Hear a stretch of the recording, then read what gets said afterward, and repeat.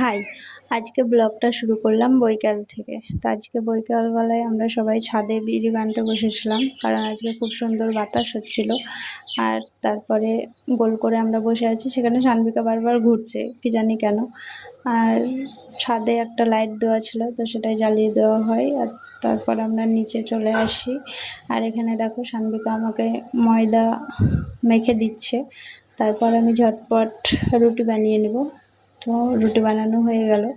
আর সানভিকার রাত্রেকার খাবারটা শেষ হয়ে গেছিলো, তো সেটাই আমি তৈরি করে মিক্সিতে গুঁড়ো করে নিলাম। আর তারপরে ও যেটুকু খাবে সেটা বাটিতে তুলে বাকিটা কৌটোতে ভরে রেখে দিলাম। আর তারপর ওর খাবারটা খাইয়ে দিই রাত্রিবেলাকার। আর ও খাওয়া দাওয়া করে ওর শুরু হলো কথা বলা। মানে ওর এখনও 2 বছর হয়নি, কিন্তু ওর সব কথা বেরিয়ে গেছে। আর এক সময় এত কথা বলে, মনে হয় যে আর বকতে পারছি না ওর সাথে।